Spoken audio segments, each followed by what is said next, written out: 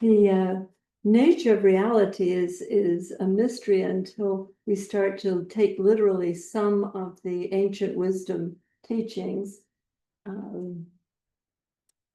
Since I can't, I'm not a religious historian, I can't cite where they came from, but the one that got my attention some years ago, actually, I remember the place and the date. It was in the summer of 2007, and I saw a poster at the gym that I went to. I saw a little advertisement on the bulletin board, and it said, reality is in the eye, and it had an eye, identity of the beholder.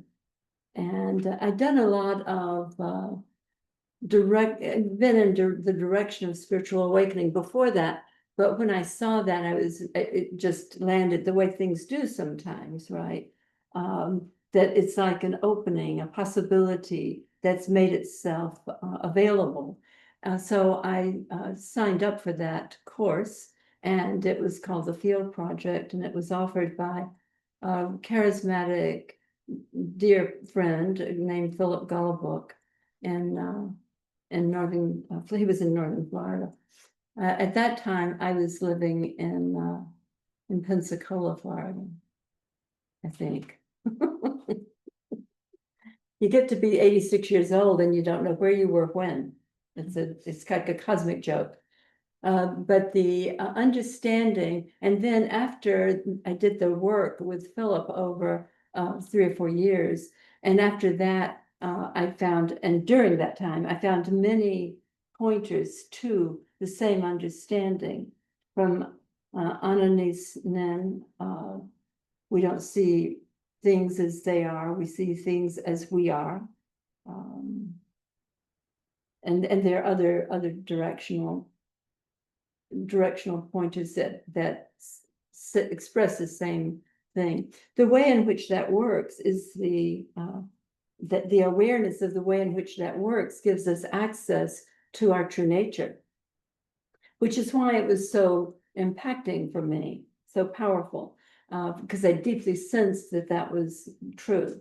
The idea that we see a world not as it is, in other words, it's implying that there's not a 3D manifest material world, right? Which we can get to later today. But the other implication is that we see it as our, whatever our distortion field might be, or the way in which we perceive has been determined by something. When I discovered that our early wounding creates a lens, there are all kinds of pointers to through a glass darkly, then face to face. I think it's William Blake, when you cleanse the lens of perception or the doors of perception, then you see rightly. So what I came upon in my own work and in my study was that we see through a lens that's distorted by our self-perception, which was installed with an early wounding in early childhood. This is pretty universally true. I've never come upon an exception to it. There probably could be one, and I suspect it's different in other cultures. But in this Western culture, I think it's really consistently true that what happens upon incarnation is that we have an experience out of which we conclude something about ourselves that gets installed, it gets repressed. And then in this little kindergarten analogy that I'm using, it shows up as the lens through which you perceive reality, and thereby fulfilling those other pointers I was making about how we see is what we get, right? How I see it is what I get. So when we conclude that I'm not good enough or I don't matter, that immediately, this is just my, again, kindergarten model for this dynamic, that gets repressed and then it gets projected. that we know that the psychology of anything that's repressed, it will be projected.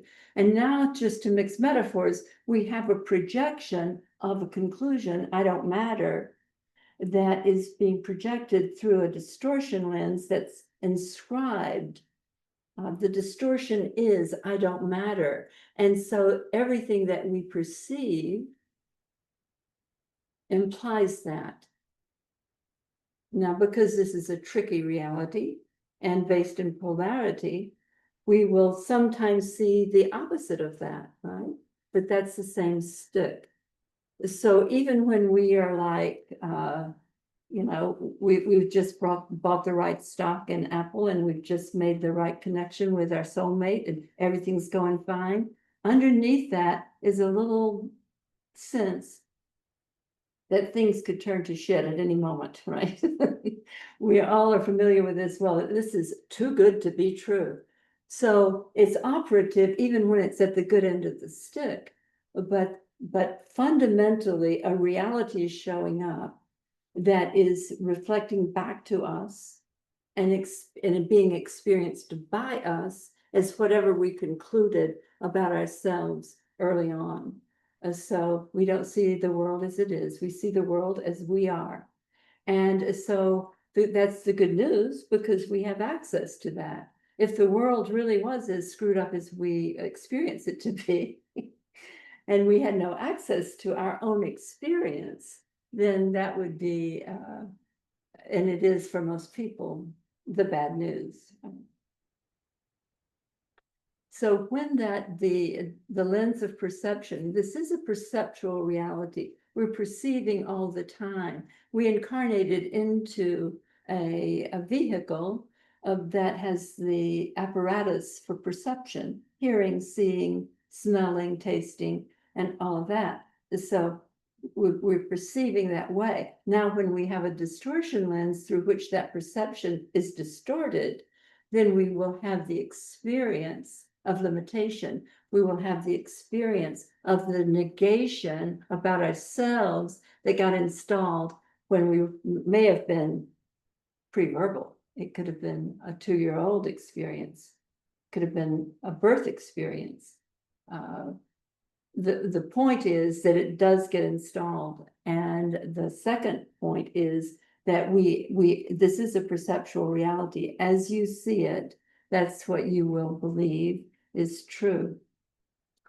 The awakening to true nature, which is in truth the awareness of all that I described.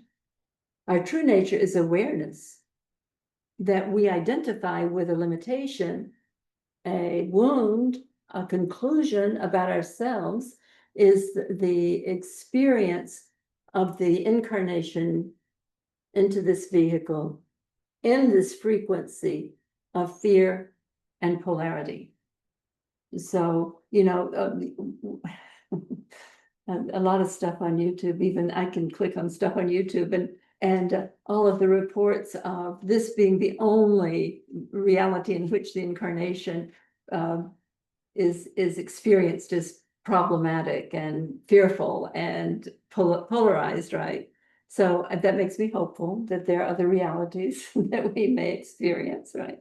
But you can experience another reality here in this plane to the degree that that you can dispel through forgiving yourself for believing and thereby installing, I don't matter or I'm not good enough, right? Yeah, it sounds like a high bar because, as many times my people say to me, believe it, hell, I can prove it, right? Let me tell you about my life. And so we use the condition that created, we use the conditions that show up out of the creation as proof of the creation, right? And so it's this mirrored kind of reality that we are dealing with.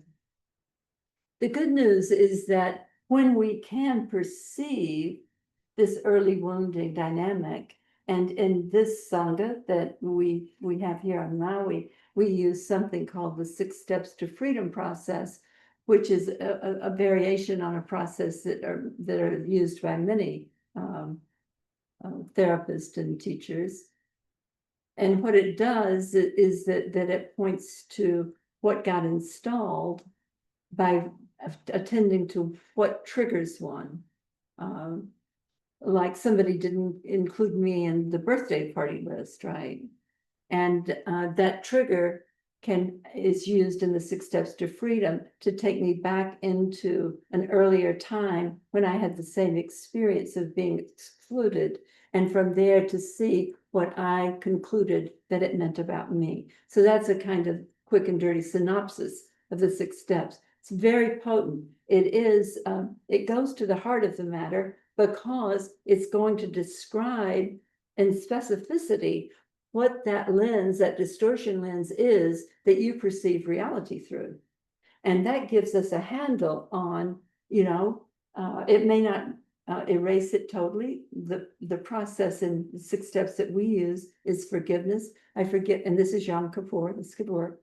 I forgive myself for ever having believed that I'm not good enough or I don't matter. And so we start to open up a sense of who am I? Who am I? I am the awareness of all this. I couldn't be the limitation of that 4-year-old who believes she didn't matter because she didn't get invited, right? Because that's gone, right? This is it right here, right now. And in that awareness of it's nearly as if reality is like arising and overflowing like a tube torus rather than linear sequential, the way our mind insists on it and the way we attach to what happened to me when I was 4. And now you don't understand who I had for a mother or father, right? So we are looking at and perceiving through our true nature as the awareness of, right? Awareness of the experience that was ended in a conclusion about ourselves that got repressed and gets projected. Yeah, so I don't know if that's making sense to everybody or not, but it's the most powerful way of it's the best and most powerful approach to access to one's true nature. Awareness is who we are. What we have is a vehicle through which to express through gifts and talents, a 3D reality. It's like the avatar in a video game, right? This is my body-mind unit. It operates this way. It has these kinds of talents. But we know ourselves as the awareness that's still sitting in the Game Boy chair and using the, what do they call joysticks or whatever they use now, I don't have any idea, to move into a reality and play a game of incarnation. So this vehicle that you incarnate through doesn't have, this is a question that we'll put aside at the moment. It does not have the imprinting of, I'm not good enough, I don't matter. So without that conclusion that gets installed, we can have access to whatever game we decided to incarnate as and with and through. Yeah, I'm confusing myself now. So if there are any questions about that so far, we can stop for a moment. I can have some water. Is this making sense to everybody? Yeah. So then the question is kind of like an altar call that I experienced frequently when I grew up in LA, Laurel, Alabama, and went to revivals with my grandmother every summer. And whenever the preacher would say, come give your heart to Jesus, I was right up there. I'm like, I'm going, I'm doing this, right? So this is something of an altar call to see differently, have a different experience of identity and understanding that identity is what is instrumental and at the heart of the creation of your experience. So that last thing that you said, not just now, but before that, about the imprint Can you speak up a little bit just to make Yeah. sure people can The hear? imprint of what got imprinted is running the show, kind of. I'm Right. Paraphrasing, and that when that is cleared, like you said a thing about that, that's not how this mind body vehicle was created. And like that going away will allow, I don't know, I caught some of it, but not all of Yeah. it, you know what I'm saying? Yeah, it's kind of conflated in that area, Colleen. I understand that. It's because I suspect that this 3D reality here is not separate from a larger reality. And that larger reality, the participation there may be on what those of us who have been into consciousness studies might consider to be a karmic wheel or a reincarnational wheel. So I don't believe that we incarnate here with what is called tabula rasa, a clean slate. It just doesn't make any sense really, because of understanding past lives, because of understanding a dynamic of incarnation. It just doesn't make any sense. So it's not like we start off with a totally clear lens, right? Because we are apparently, and I think this is not accurate, I think it's just a way to talk about it. Language is very confusing and limiting, but apparently we chose an incarnational circumstance, right? And I don't think any of this makes sense until you have the perspective of awareness of it. And it's like, and it becomes, and it can be seen, not to be cavalier about suffering, but to see what access we have, what's the operative here, right? So I think what confused you was the idea that I just explained. We don't come in with a clean slate. Yeah. Yeah. That's the question. Yeah. Thank you. Yeah, it's we apparently, that there's been a lot of a study about reincarnation most powerfully has been studied with about, this is the University of Virginia study. The professor's name is Grayson, I think. And he has over 3,000 cases of children who at an early age remember their last incarnation. And they can go to they'll talk about their death, like if it was in a war, and then have you all heard of these? And I can't say and so a lot of that has opened up the consideration. They'll speak another language that's not the language of their environment that they incarnate into. They believe that they are somebody else. They'll have bad dreams about the death in the last incarnation. So there's a much larger reality here than we have access to or need to have access to. We don't need that necessarily. It can relieve sometimes fear of death. I don't know. Yeah. So even though we don't have that clean slate, I suspect that we do have access to our true nature, right? And that is kind of carrying that clean slate, at least that's how I'm That's right. experiencing it. That's right. Okay. Yeah, the awareness of is like the bright, I always make the analogy that awareness is like sunlight on mold, that awareness shines, and that is our true nature. And then we express through the specificity of an incarnational vehicle. But at the level of true nature, it is the power of love, connection, everything that we value. Our experience of that is only limited by our wounded conclusion, our self-concept. Then we will identify as limited. We will identify as less than or not good enough.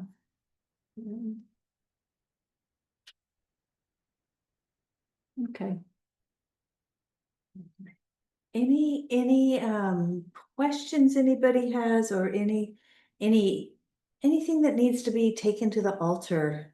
I know I worked with Polly the other day, and I was just dealing with some anger at, righteousness, and just seeing the core conclusion that created that response. Just it was that sunlight on mold, that Right. lifting of making more space for me, just seeing the self-attack, really. Yeah, So there's an opportunity here for anyone who would like to work with Polly, either in the room or on Zoom, to come home to yourself, to come closer to yourself, to see the lenses you've put over your eyes, your vision, and the world that's been created out of that. So if you're could start waving her hand. you want to See, soft, yeah. say, okay, Yeah, let's up hear there. your- So, in the last week, I've been very busy for the last, as you know, year or so with all these dog clients. It just kind of dropped into my lap and it's been fun and I've been steady with it. And within the last 2 weeks or so, all of them are dropping away. And the woman that I was driving around that had my coach, everything's dropping away. And I'm like, okay, because I love these people. Like it's not anything negative. It's just been one thing or another. So that part's cool. I am really sitting here clueless on my next move.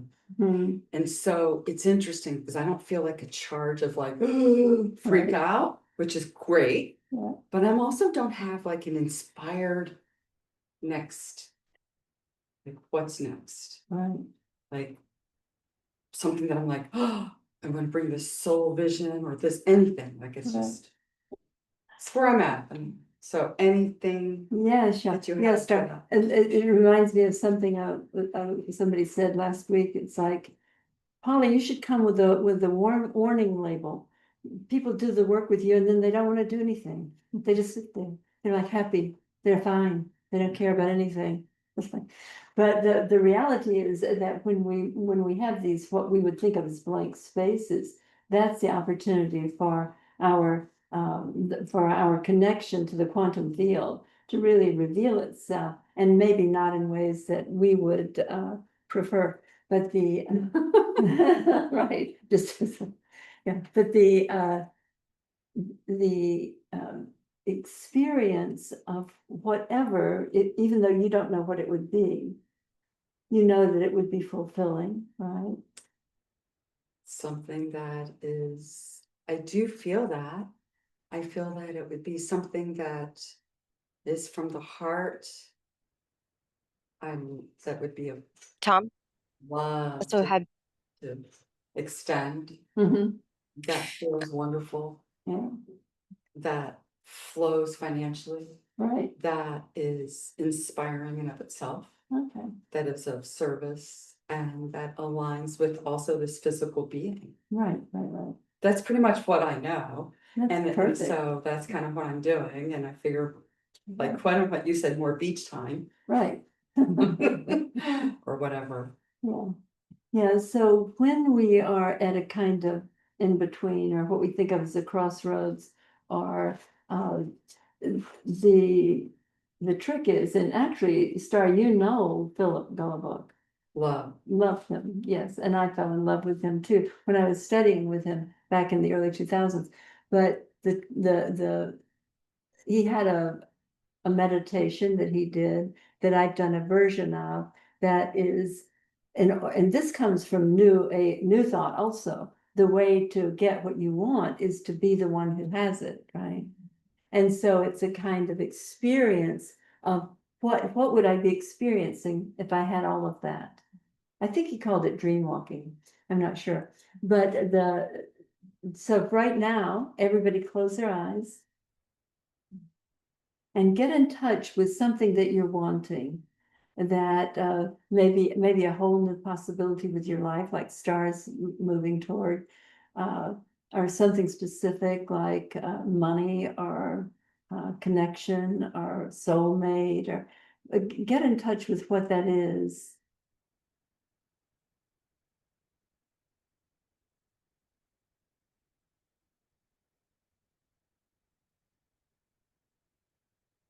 Feel what it feels like to have that.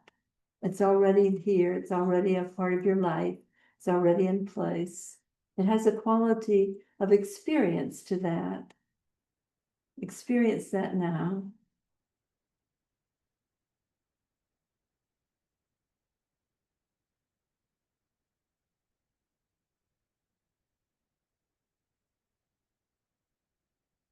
Your experience right now is information into what we call the quantum field.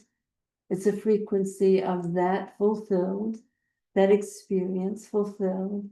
You have that now. That information has been sent into the quantum field. And now, just in this open, spacious, awake awareness, allow something to come, and it comes from the field as its totem to you that represents this fulfilled, this fulfillment. The man, the job, the money, the home, the friend, whatever. All of that has come about, and now you have something. I call it a totem. It could be called an image. It could be it could very well be an image. Let something come, because the field is sending you now a touchstone for this experience, for this creation.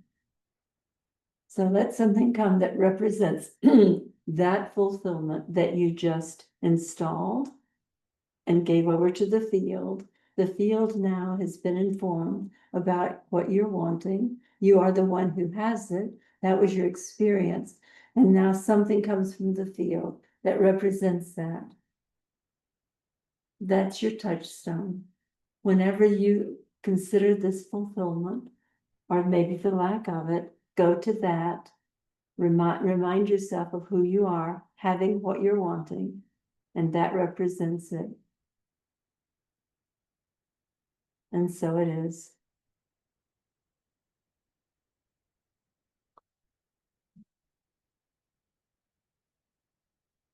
May I say one more thing? Please. Thank you first off for the beautiful guided meditation, which kind of refines so I can speak a little clearer. The cool thing in that meditation, I literally was like seeing light. Having said that, being what it is, I can energetically be in a state of awareness. I don't honestly in this moment know whether it's better for me for work, relationship, place to live, stay, like, you know, where I can, it's just where I can go, like, I want this kind of work, or I want this kind of relationship. I know this essence of how I'm feeling, and that I can. Right, and so that's why I use the word fulfillment. Whatever it is that's arising, you probably put it specific, most people do, like the money, the job, the man, whatever. Right. Oh, but it's the fulfillment. What do I feel when I have it? Like, I am the one, I am this fulfillment. It's actually of awareness. We're getting in touch with our true nature.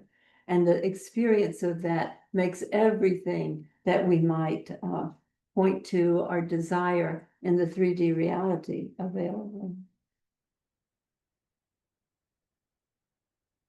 I think I'm pointing to that I'm asking for an inspiration, and I've got to trust the inspiration will make itself known in the moment. Perfect, right. Thank you. Yeah, How fun, right? yeah, totally. I am excited. The fun of creation is what this 3D reality offers, actually. The interesting thing is that, you know, all of us, most of us, who've come through a kind of consciousness path, new age, what might call new age path. Remember the unity work with vision boards and all of our meditations for creating your own reality. But it's the answer is you be it, and it's done. the high bar is that we have a mental limit to what we can experience in terms of our true nature if the belief is counter to our early wounding conclusion.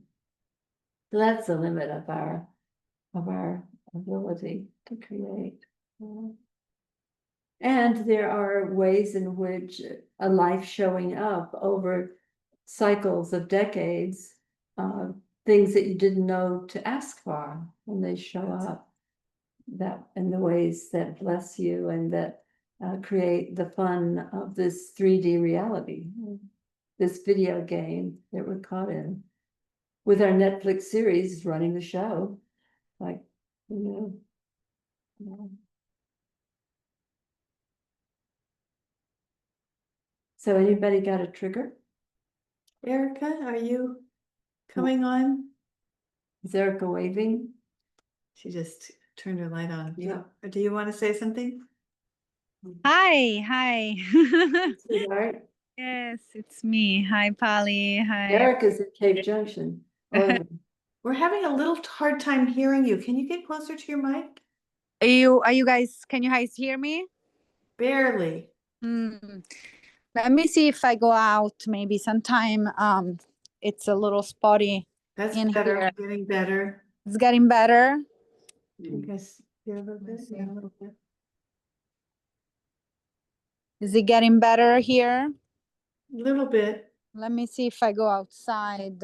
Sometimes just even being outside helps. Is it better? No, A little bit. go back in. go back inside. I'll go back in. Nothing, huh? Yeah, it's strange. Sometimes it works, sometimes it doesn't. Ah, Yeah. Well, if you don't hear me well enough for a question, then there it Go is. ahead. Go ahead. I'll repeat it here in the room. Oh, okay.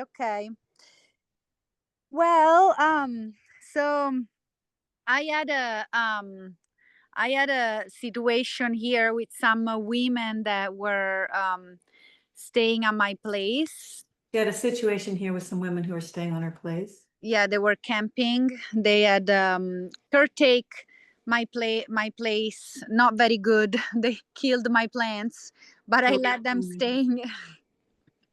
And they were three young women in their 20s, 19 and 20.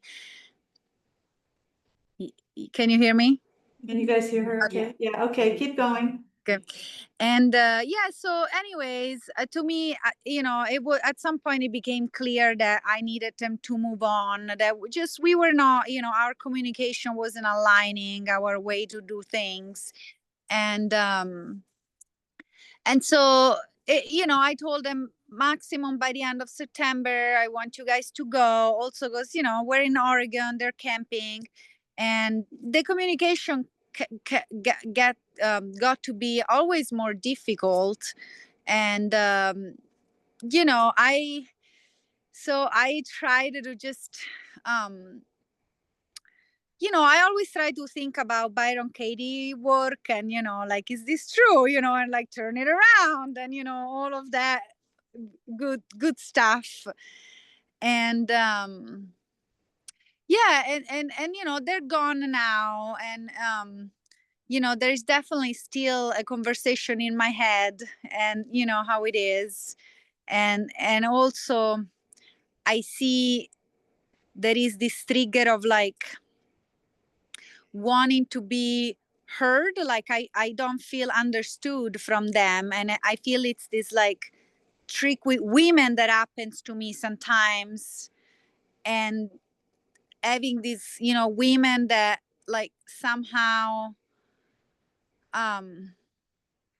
yeah, you remember Mama Pali, like when I had to deal with that crazy lady that was Travis's ex, and like I feel it comes back also to my mom, and somehow like like I feel like gaslighted,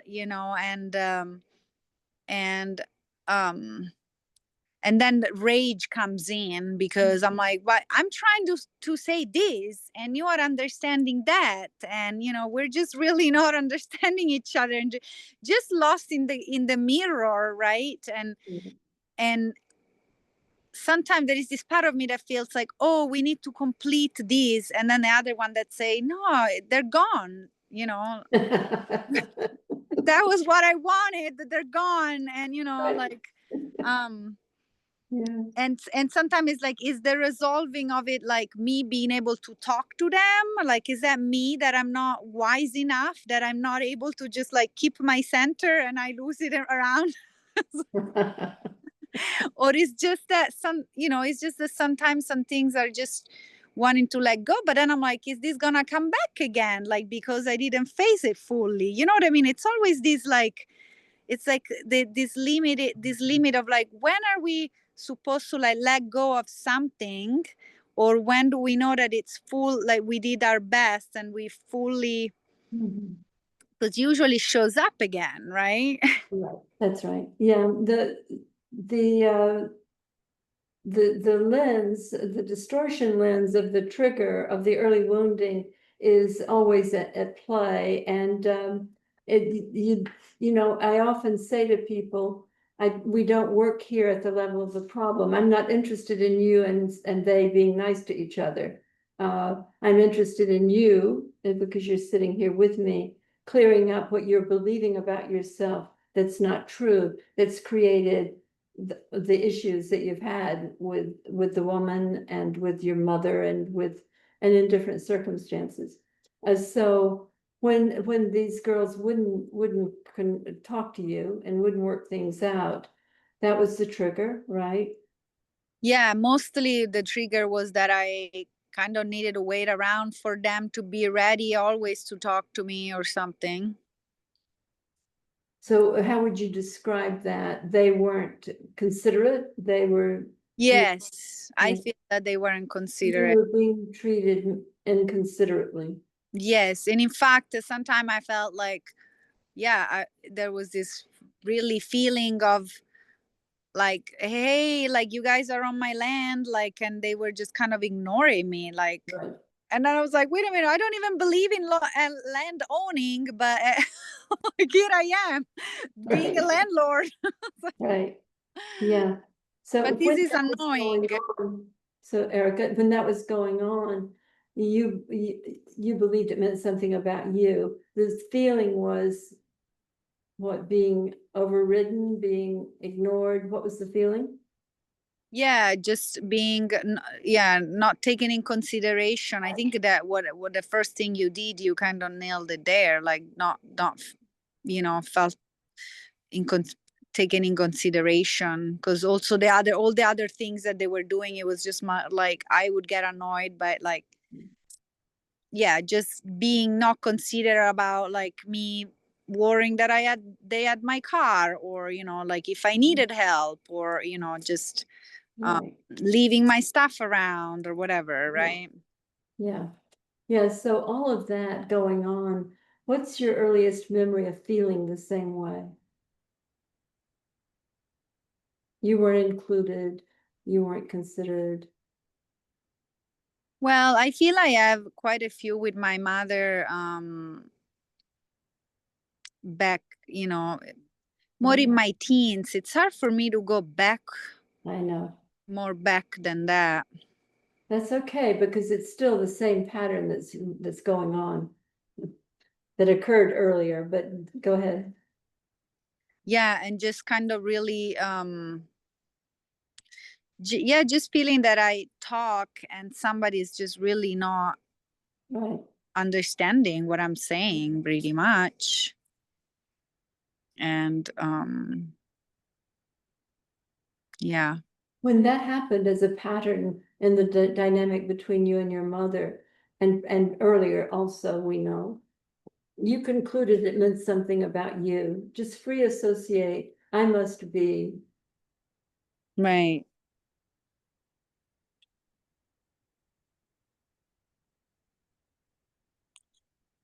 um just, I guess, not important, or Mhm.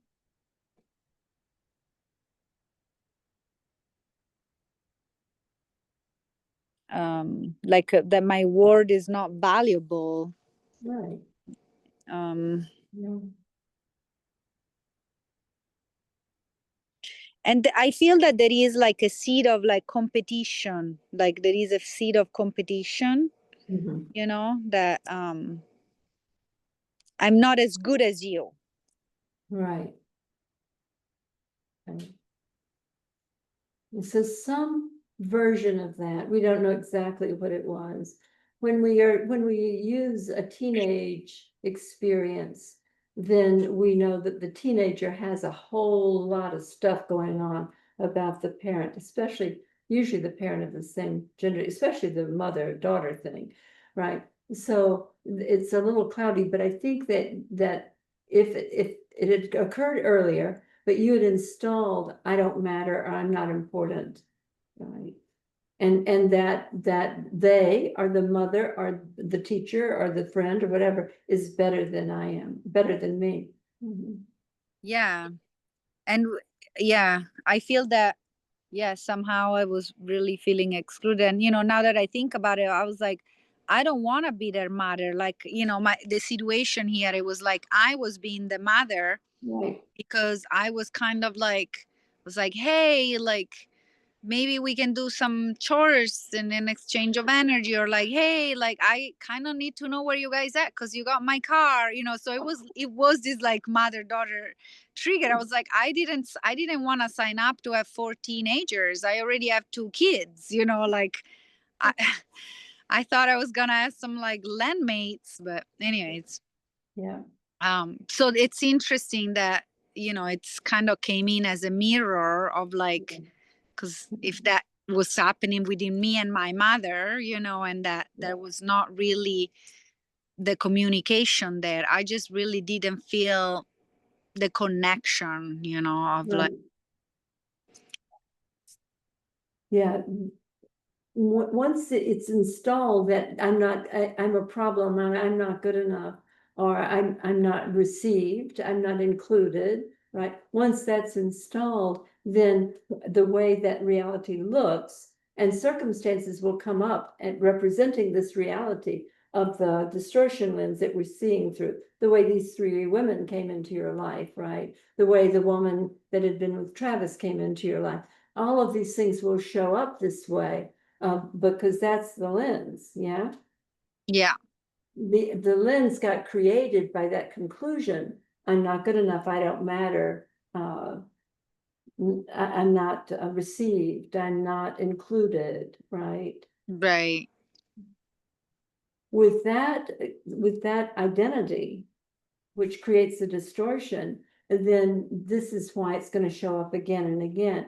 It can show up now if you can see through this. What, you know, the last step is I forgive myself for ever having believed that. That step has to include an awareness that is as bright as sunlight on mold, dispelling that conclusion. yeah, That's the way in which we can describe that kind of energy coming in, because that conclusion may have been made, it may have been made earlier, but maybe when you were 13 or 14, right? And so you've identified as that all of this time. So we understand why it's pretty installed. installed, But if anything that you can see, you're not it. There's a fundamental understanding of that. I can see this computer, I'm not this computer. I can see this body, I'm not this body. I have a body. I can see I can see my friend here. I can see all of this, but we have to distinguish between awareness, which I am aware of all this, but I'm not it. That is at the heart of forgiveness. That's at the heart of Yom Kippur. If I can see it, I can dispel it. I can shift it. I can relieve it. I can reclaim my belief and attention from it. I forgive myself for ever having believed I'm not important. forgive myself for ever believe that I'm not important. I know who I am. I know who I am. I am the awake awareness I'm the awake awareness in which realities arise. in which reality arises. Yes, beautiful. So good to see you, Erica. Thank you. Good to see you, Pali. Yeah. No, there's nothing to work out with anybody else. There aren't anybody else's, so. There's not anybody else out there. Yeah. Yay. Thank you, Erica. Mm. Thank you, guys. So we have about eight more minutes Wow. here. Yeah, before we go into meditation. Any questions about what just happened or anybody wanting to do the work? Christy, did you come on because you want to do the piece of, yeah, jump in here, let me spotlight you. And Where's she? she's coming, and if the sound isn't good, then it means it's my setup. We hear you fine. You hear us, okay. Yeah. You guys still don't hear her very well, right? I Good hear enough, her. good enough, I hear okay, her. all right, go for it, Oh. Christy. Okay. So I was talking to my mom the other day, and my mom is having Alzheimer's experiences. Did she talk to her? She's talking to her and she has Alzheimer's. Okay, yeah. got it. Okay, Christy. And so she's having these times where she's forgetting everything and she's feeling very scared Mhm. and very upset. And I told her that she really needs to be compassionate with herself and look at her, she forgets the word or she forgets the situation, and just think of a little tiny Sylvia and how adorable she is, and just love on her. I'm like, just drop it. It's not important. Right. But if we're going to be saying that we are the awake awareness of the situation and we're not the situation, we're not people, but we lose our memories Mhm. and we lose that mental, I don't Right. know, capacity, then what are we? A black hole? Awareness. We're just the awareness of, I mean, your mother is aware of what's not quite the same as it was, right? For her. yes. And you're Yeah. aware of her. The awareness is fundamental. Awareness is what is. Awareness Okay. is awareness of what? That's where we have we have some power is in the awareness of what am I willing to be aware of? Where am I willing to put my attention on? This is Yeah. this is a power that most of the time we don't use very well, right? We put Yeah. our attention on what's not working. My concept of the universal human paradigm is that there's a way that it should be. It's not that way, and it's somebody's fault. So that we're always like judging and categorizing instead of just allowing.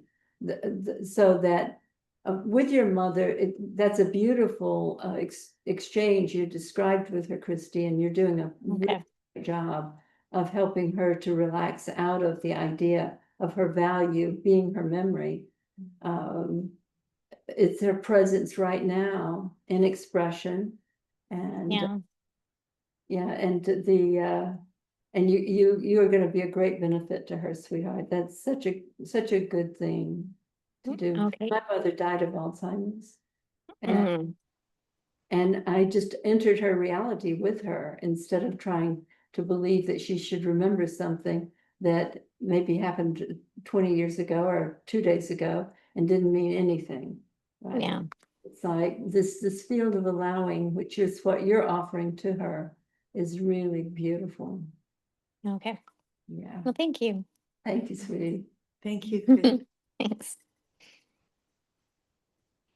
Okay, just a few more minutes. Anybody? It's just 3 minutes left before we go into meditation. We can just, if there's nothing here, we can go ahead and take a break. And I will turn off the recording.